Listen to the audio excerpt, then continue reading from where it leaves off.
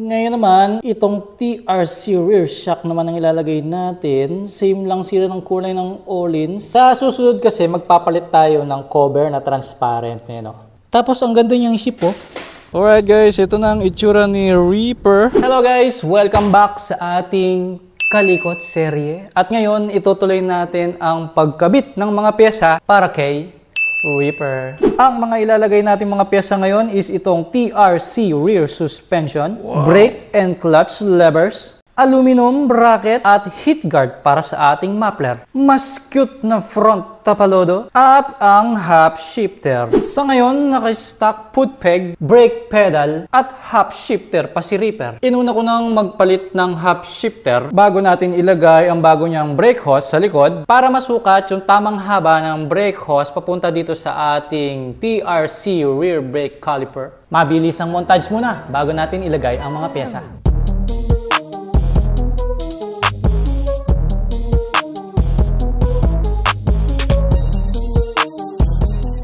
Uunahin nating ilagay ang half shifter. Tapos, ang uunahin nating tanggalin ay ang brake pedal, foot peg, shifter, muffler, passenger foot pegs, yung tornilyo ng swing arm, tapos yung rear suspension natin. Tapos na nating natanggal yung foot peg, shifter, at yung stock brake pedal. Ngayon naman, tatanggalin natin yung muffler. Para matanggal natin yung muffler, kailangan alisin muna natin yung takip na to.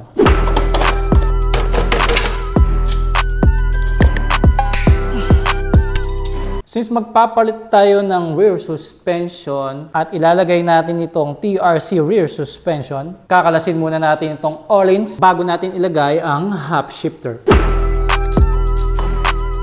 Ngayon naman, itong TRC rear shock naman ang ilalagay natin. Same lang sila ng kulay ng Öhlins. Apakalinis, apakaganda ng kulay. Itong silver na color niya, match pa sa ating swing arm na TRC Racing. Meron siyang mga libreng bracket, Matic na yun kapag bumili ka ng brand new. May kasama talagang ganito, Para ma-mount natin siya sa side ng sniper. Pero mas cute ito, Check naman natin yung quality ng TRC Racing suspension. Isa lang yung ikutan ng kanyang spring. So wala siyang pang-kontra, Ang ginawa ng TRC Racing, ito yung paghigpit ng ikutan niya. So gagamit ka ng allen, dito mo yan iikutin para lumuwang at sumikip. At nang sa ganon, hindi umikot basta-basta yung adjuster ng spring natin. Bukod dyan, sa adjuster na yan, pwede natin i-adjust ito kung gusto nating mabilis bumalik yung suspension or bumagal. As you can see, meron siyang fast and slow. Meron ding adjuster ng damper dito. Based sa design, color, gustong-gusto ko siya, malinis tignan. Ilagay naman natin yung kanyang bracket muna. Tapos, ito naman yung bracket para sa baso. Ilagay na natin ang rear suspension.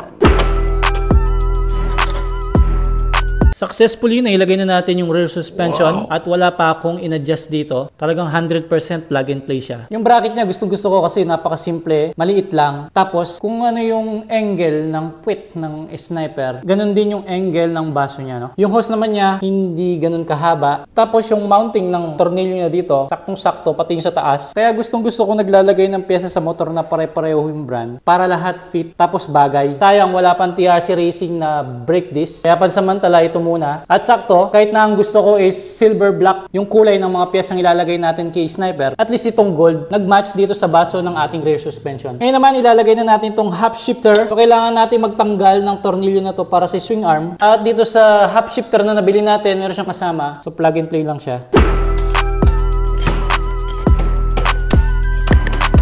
Itong half shifter na nabili natin, kumpleto yung mga tornilyo niya. Tapos meron pa siyang cover para sa kadena dun sa engine sprocket. Yung mga bracket din siya. Kumpleto yung tornilyo. At ito naman yung para sa apakan.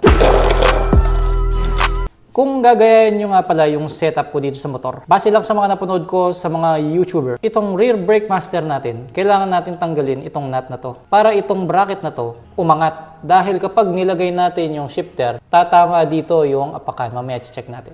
So ito, natanggal na natin, mas lumapit nga siya, dahil wala nang nut sa gitna. Nakalagay na yung master dito sa half shifter. Ngayon naman, itong apakan, lalagay naman natin. So may kasama siyang tornilyo ulit. Shoot natin dyan.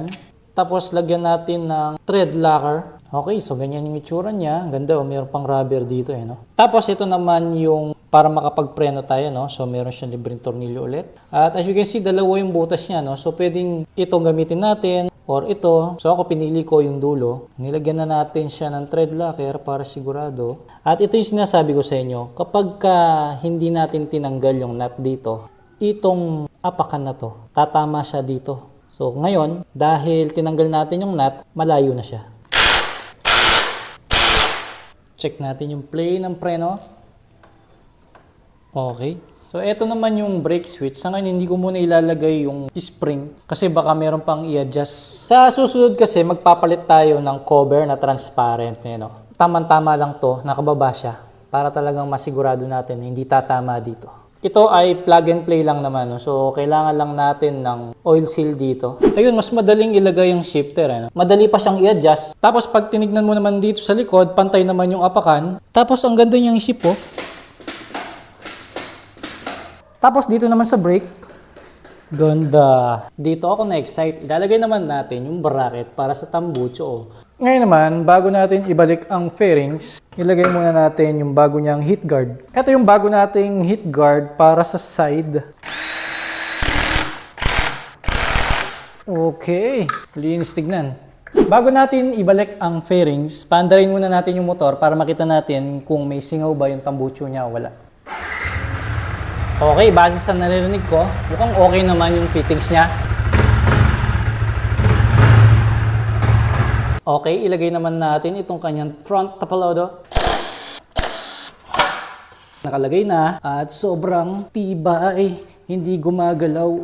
Ilalagay ko na ang kanyang fairings in 3, 2, 1. Yun! Pansamantala, yan na muna ang kulay niya. At kapag nakumpleto na yung mga pyesa ni Reaper, pinakahuli na yung repaint. Magpapalit tayo ng bagong levers. At tatanggalin muna natin ang kanyang side mirrors.